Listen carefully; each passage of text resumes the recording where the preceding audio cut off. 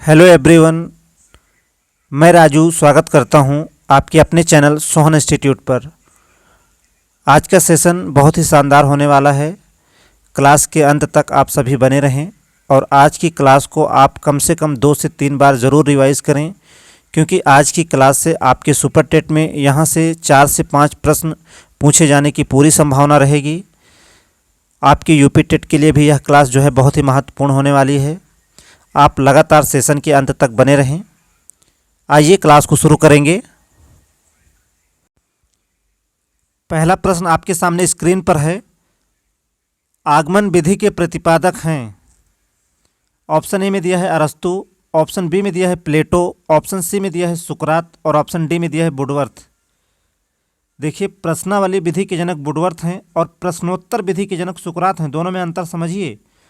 Woodworth जो है प्रश्नावली विधि के जनक हैं, सुकरात जो है प्रश्नोत्तर विधि के जनक हैं, प्लेटो जो है संवाद विधि के जनक हैं और आगमन विधि के प्रतिपादक हैं अरस्तु। सही उत्तर हो जाएगा ऑप्शन नंबर ए। देखिए, निगमन विधि के भी जनक जो हैं अरस्तु हैं। आगमन विधि में देखिए पहले उदाहरण देते हैं फिर नियम बताते हैं। आगमन विधि का ठीक उल्टा है निगमन विधि। निगमन विधि में पहले नियम बताते हैं फिर उदाहरण बताते हैं, और आगमन विधि जो है आपकी प्राइमरी कक्षा के लिए है। यहाँ आपसे प्रश्न पूछ रहा था कि आगमन विधि के प्रतिपादक कौन है, तो आपका उत्तर हो जाएगा ऑप्शन नंबर ए अरस्तु। देखिए, सभी प्रश्न आपकी परीक्षा के लिए बहुत ही महत्वपूर्ण है। बिल्कुल इन प्रश्नों को रट्टा मार लीजिए। चलिए दूसरा प्रश्न देखते हैं।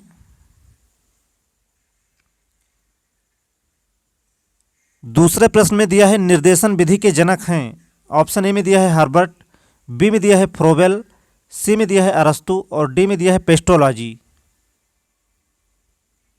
देखिए, अभ्यास विधि का जनक जो है पेस्टोलॉजी को माना जाता है। अरस्तु की बात अभी हमने की। आगमन और निगमन विधि के जनक जो हैं अरस्तु हैं। जबकि फ्रोबेल की बात करें तो खेल विधि के जनक फ्रोबेल हैं और निर्देशन विधि के जनक जो हैं हर्बर्ट हैं। सही उत्तर हो जाएगा ऑप्शन नंबर ए। चलिए बिल्कुल रट लीजिए इन प्रश्नों को। आइए अगला प्रश्न देखते हैं। अन्वेषण विधि के जनक हैं। देखिए, आपकी परीक्षा में यहाँ से प्रश्न पूछा जाना निश्चित है। तीसरा प्रश्न आपसे पूछ रहा है कि अन्वेषण विधि के जनक हैं। ऑप्शन ए में दिया है अरस्तु, बी में दिया है पेस्टोलॉजी, सी में दिया है आर्मस्ट्रांग और डी में दिया है इनमें से कोई नहीं।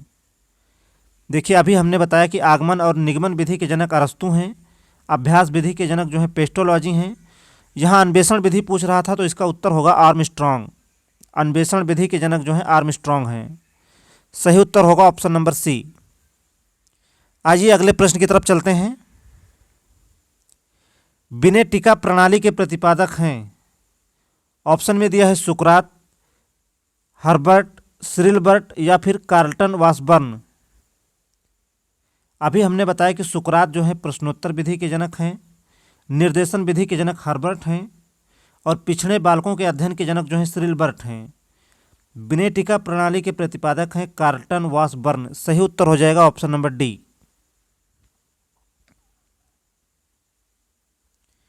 चलिए आइए आगे बढ़ते हैं।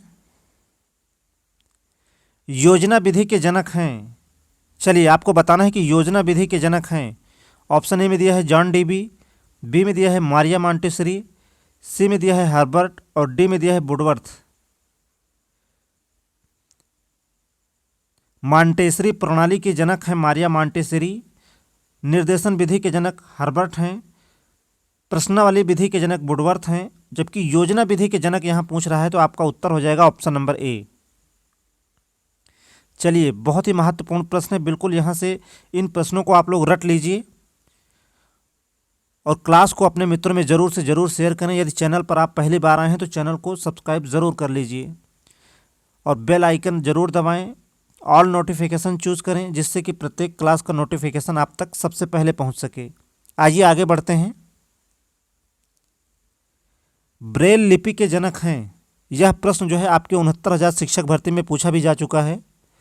प्रश्न आप पूछ रहा है कि ब्रेल लिपि के जनक हैं। ऑप्शन ए में दिया है चार्ल्स ब्रेल, बी में दिया है लुई ब्रेल, सी में दिया है बारबियर ब्रेल और डी में दिया है इनमें से कोई नहीं। तो देखिए, ब्रेल लिपि के जनक हैं लुई ब्रेल। सही उत्तर होगा ऑप्शन नंबर बी।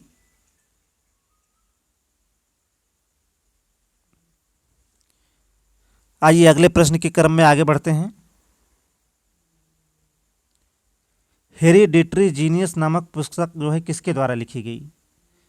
यह प्रश्न भी जो है आपके 69,000 शिक्षक भर्ती में पूछा जा चुका है। हेरिडिटरी जीनियस नामक पुस्तक किसके द्वारा लिखी गई? ऑप्शन में दिया है कैटल के द्वारा, बी में दिया है गाल्टन के द्वारा, सी में दिया है टर्मन के द्वारा और डी में दिया है पियर्सन के द्वारा। देखिए हेरिडिटरी जीनियस नामक पुस्तक जो है लिखी गई गाल्टन के द्वारा। सही उत्तर होगा ऑप्शन नंबर बी। वैयक्तिक विभिन्नता के जनक भी जो है फ्रांसिस गाल्टन हैं। आइए नेक्स्ट प्रश्न के क्रम में आगे बढ़ते हैं। राष्ट्रीय अस्थि विकलांग संस्थान कहाँ स्थित है? ऑप्शन ए में दिया है देहरादून में, बी में दिया है कोलकाता में, सी में दिया है मुंबई में और डी में दिया है सिकंदराबाद में। देखिए देहरादून में जो है दृष्टिबाधित दिव्यांगजन सशक्तिकरण संस्थान जो है देहरादून में स्थित है। आप लोग ध्यान से सुनिए उत्तर को। देखिए देहरादून की बात करें तो दृष्टिबाधित दिव्यांगजन सशक्तिकरण संस्थान जो है देहरादून में स्थित है। मुंबई में देखिए अली यावर जंग राष्ट्रीय वाक एवं श्रवण संस्थान जो है मुंबई में स्थित है। सिकंदराबाद की बात करें तो राष्ट्रीय बौद्धिक दिव्यांगजन संस्थान जो है सिकंदराबाद में है। यहाँ प्रश्न आपसे पूछ रहा था कि राष्ट्रीय अस्थि विकलांग संस्थान कहाँ है, तो आपका उत्तर हो जाएगा कोलकाता में। ऑप्शन बी सही होगा यहाँ पर।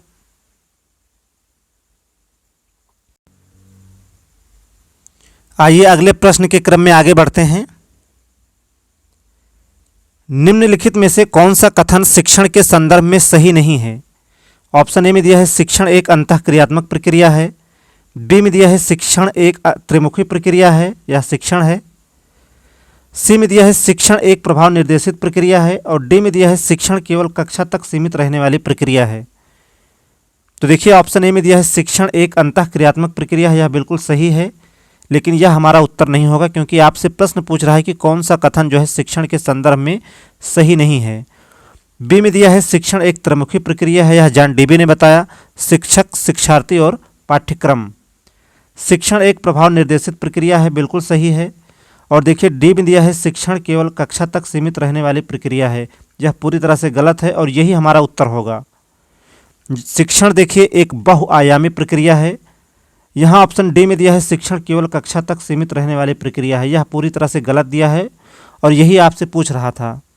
चलिए सही उत्तर हो जाएगा ऑप्शन नंबर डी।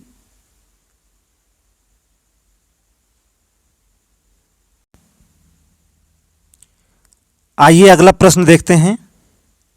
प्राथमिक विद्यालयों में मिड डे मील कार्यक्रम प्रारंभ करने का प्रमुख कारण है। ऑप्शन ए में दिया है समाज विस्तार करना, बी में दिया है रोजगार वृद्धि करना, सी में दिया है नामांकन संख्या बढ़ाना और डी में दिया है अध्यापकों का विकास। देखिए प्राथमिक विद्यालयों में मिड डे मील कार्यक्रम का प्रमुख उद्देश्य क्या है? पोषण द्वारा शिक्षा ग्रहण करने की क्षमता को बढ़ाना, जाति पाति का भेदभाव मिटाना और नामांकन संख्या बढ़ाना। और यही आपसे पूछ रहा था कि प्राथमिक विद्यालयों में मिड डे मील कार्यक्रम प्रारंभ करने का प्रमुख कारण क्या है, तो आपका उत्तर हो जाएगा ऑप्शन नंबर सी, नामांकन संख्या बढ़ाना। यह प्रश्न जो है आपके एग्जाम में जो है पूछा जा चुका है 69,000 शिक्षक भर्ती में। चलिए सही उत्तर हो जाएगा ऑप्शन नंबर सी। आइए अगला प्रश्न देखते हैं। उद्दीपन अनुक्रिया सिद्धांत का प्रतिपादन किसने किया? ऑप्शन ए में दिया है पावलोव ने, बी में दिया है थॉर्नडाइक ने, सी में दिया है स्किनर ने और डी में दिया है कोहलर ने। देखिए कोहलर ने सूझ का सिद्धांत दिया और स्किनर ने जो है अनुक्रिया उद्दीपन का सिद्धांत दिया, जिसे आप आरएस थ्योरी के नाम से जानते हैं। और थॉर्नडाइक ने यसार सिद्धांत दिया, उद्दीपन अनुक्रिया का सिद्धांत। इसलिए सही उत्तर हो जाएगा ऑप्शन नंबर बी। जबकि पावलोव ने शास्त्रीय अनुबंधन का सिद्धांत दिया। यहाँ आपसे प्रश्न पूछ रहा था कि उद्दीपन अनुक्रिया सिद्धांत का प्रतिपादन किसने किया, तो आपका उत्तर हो जाएगा ऑप्शन नंबर बी, थॉर्नडाइक ने। आइए अगला प्रश्न देखते हैं। राष्ट्रीय शिक्षा नीति 1986 को कितने भागों में बांटा गया है?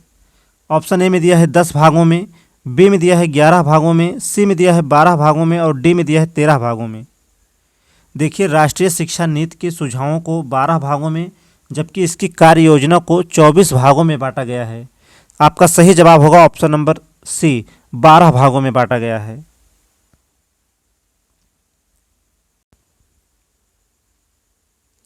आइए नेक्स्ट प्रश्न देखते हैं। NIOS की स्थापना कब की गई? ऑप्शन ए में दिया है 1987 में, बी में दिया है 1988 में, सी में दिया है 1989 में और डी में दिया है 1990 में। देखिए NIOS का फुल फॉर्म है national institute of open school, Hindi में राष्ट्रीय मुक्त विद्यालय संस्थान। देखिए NIOS ही जो है BEd BTC कराता है। NIOS के द्वारा ही घर से ही 10th और 12th भी आप करते हैं। इसका मुख्य उद्देश्य जो है दूर दराज आदिवासियों को शिक्षा दिलाना, आप वंचितों को शिक्षा दिलाना, खासकर उन लड़कियों को शिक्षा दिलाना जो शिक्षा की मुख्य धारा से बाहर हो गई थी। और NIOS की स्थापना की गई थी 1989 में। सही उत्तर होगा ऑप्शन नंबर सी। चलिए महत्वपूर्ण प्रश्न है, चलिए अपने नोट्स में इसे आप नोट कर लेंगे। आइए आगे बढ़ते हैं। निम्न में से कौन सा सही सुमेलित है? ऑप्शन ए में दिया है प्रशासनिक प्रबंधन के जनक हेनरी फेयोल हैं, बी में दिया है वैज्ञानिक प्रबंधन के जनक फ्रेडरिक W टेलर हैं, सी में दिया है नौकरशाही प्रबंधन के जनक मैक्स वेबर हैं और डी में दिया है सभी सुमेलित हैं। देखिए प्रशासनिक प्रबंधन के जनक हेनरी फेयोल हैं, बिल्कुल सही है। वैज्ञानिक प्रबंधन के जनक भी फ्रेडरिक W टेलर हैं, यह भी सही है। नौकरशाही प्रबंधन के जनक भी मैक्स वेबर हैं। इसलिए आपका सही जवाब हो जाएगा ऑप्शन नंबर डी। ये सभी विकल्प जो हैं सही हैं। देखिए यहाँ से एक और पूछता है मानव संसाधन प्रबंधन के जनक कौन हैं? तो आपका उत्तर होगा एल्टन मेयो। यह भी आप अपने नोट्स में नोट्स कर लेंगे। चलिए अगले प्रश्न के क्रम में आगे बढ़ते हैं। हेनरी फेयोल ने प्रबंधन के कितने तत्व बताए हैं? महत्वपूर्ण प्रश्न है। हेनरी फेयोल ने प्रबंधन के कितने तत्व बताए हैं? ऑप्शन ए में दिया है 2, बी में दिया है 5, सी में दिया है 7 और डी में दिया है 9। देखिए हेनरी फेयोल ने प्रबंधन के 5 तत्व बताए हैं। सही जवाब होगा ऑप्शन नंबर बी। और कौन कौन? देखिए प्लानिंग, ऑर्गेनाइजिंग, कमांडिंग, कोऑर्डिनेटिंग और कंट्रोलिंग।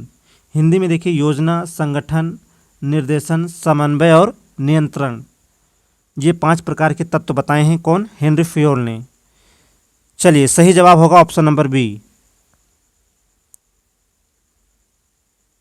आइए अगला प्रश्न देखते हैं। देखिए क्लास को आप लोग शेयर कर दें और इस क्लास को कम से कम आप 2 से 3 बार ज़रूर रिवाइज करेंगे, क्योंकि यह सेशन जो है आपके लिए बहुत ही महत्वपूर्ण है। आपकी परीक्षा में यहाँ से प्रश्न पूछा जाना बिल्कुल संभावित ही रहेगा। चलिए अगला प्रश्न आपसे पूछ रहा है कि लूथर गुलिक ने प्रबंधन के कितने तत्व बताएं? देखिए प्रश्न अभी आपसे पूछा हेनरी फेयोल ने प्रबंधन के कितने तत्व बताएं, तो आपका उत्तर था 5। यहाँ प्रश्न आपसे पूछ रहा है कि लूथर गुलिक ने प्रबंधन के कितने तत्व बताए हैं? ऑप्शन ए में दिया है 2, बी में दिया है 3, सी में दिया है 4 और डी में दिया है 7। देखिए लूथर गुलिक ने प्रबंधन के 7 तत्व बताए हैं, जिसे आप पोस्ट कॉर्ब के नाम से जानते हैं। और पहला देखिए प्लानिंग, दूसरे में देखिए ऑर्गेनाइजिंग, तीसरे में स्टाफिंग और डायरेक्टिंग, कोऑर्डिनेटिंग, रिपोर्टिंग और बजटिंग। ये 7 प्रकार बताए हैं लूथर गुलिक ने। सही उत्तर होगा ऑप्शन नंबर डी। देखिए बहुत ही महत्वपूर्ण प्रश्न है। इन प्रश्नों को आप ज़रूर से ज़रूर अपने नोट्स में नोट्स कर लेंगे। आइए आगे बढ़ते हैं। निम्न में कौन सा मापन का असतत चर है? ऑप्शन ए में दिया है आयु, बी में दिया है वजन, सी में दिया है लंबाई और डी में दिया है परिवार के सदस्यों की संख्या। देखिए प्रश्न आप ध्यान से पढ़ा करिए। निम्न में कौन सा मापन का असतत चर है पूछ रहा है। तो देखिए मापन के 2 चर होते हैं, मात्रात्मक चर और गुणात्मक चर। और मात्रात्मक चर भी देखिए 2 प्रकार का, सतत चर और असतत चर। अब सतत चर वे हैं जो लगातार चलते हैं और जिसका मान हो सकता है दशमलव में। असतत चर की बात करें जो सिर्फ पूर्णांकों में हो, जिसमें दशमलव का मान संभव ना हो, उसे असतत चर कहते हैं। अब देखिए आयु, वजन और लंबाई, इसे आप दशमलव में व्यक्त कर सकते हैं, अर्थात ये सतत चर के उदाहरण हैं। जबकि असतत चर में देखिए परिवार के सदस्यों की संख्या, इसका मान आप दशमलव में व्यक्त नहीं कर सकते। यदि परिवार में कोई छोटा है तो आप उसे 4.1 या 4.2 नहीं लिख सकते।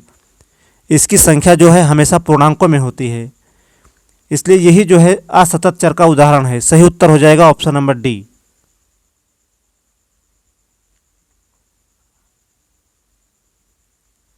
चलिए अगले प्रश्न के क्रम में देखते हैं। एक परीक्षण अगर मंद बुद्धि और कुशाग्र बुद्धि छात्रों में अंतर करने में सक्षम नहीं है तो परीक्षण में किसका अभाव है? ऑप्शन ए में दिया है विभेदकता, बी में दिया है मितव्ययिता, सी में दिया है वैधता और डी में दिया है विश्वसनीयता। देखिए, यदि एक परीक्षण अगर मंद बुद्धि और कुशाग्र बुद्धि छात्रों में अंतर करने में सक्षम नहीं है तो परीक्षण में किसका अभाव है? तो देखिए इसका उत्तर होगा विभेदकता का अभाव है। ऑप्शन ए यहाँ पर सही होगा।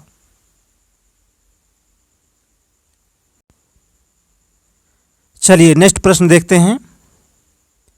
मापन उस प्रक्रिया के रूप में परिभाषित किया जा सकता है जिसके अंतर्गत किसी व्यक्ति या पदार्थ में निहित विशेषता का अंकन वर्णन किया जाता है। यह परिभाषा जो है किसकी है? ऑप्शन में दिया है ई ए पील की, बी में दिया है हेल्मस्टेडर की, सी में दिया है स्टीवेंसन की और डी में दिया है मोरडॉक एवं ब्रैडफील्ड की। देखिए यह परिभाषा भी आपकी परीक्षा के लिए बहुत महत्वपूर्ण है। पूछ रहा है कि मापन उस प्रक्रिया के रूप में परिभाषित किया जा सकता है जिसके अंतर्गत किसी व्यक्ति या पदार्थ में निहित विशेषता का अंकन वर्णन किया जाता है। यह परिभाषा किसकी है? तो देखिए यह महत्वपूर्ण परिभाषा है हेल्मस्टेडर साहब की। सही उत्तर हो जाएगा ऑप्शन नंबर बी। चलिए आज का अंतिम प्रश्न देखते हैं। पिछड़े बालक वह बालक हैं जो अपनी कक्षा के ठीक नीचे वाली कक्षा के प्रश्नों का उत्तर नहीं दे पाता। यह परिभाषा किसने दी है? देखिए पिछड़े बालकों के अध्ययन के जनक जो हैं श्रीलबर्ट हैं और यह परिभाषा भी जो है दी है श्रीलबर्ट साहब ने। सही उत्तर हो जाएगा ऑप्शन नंबर सी।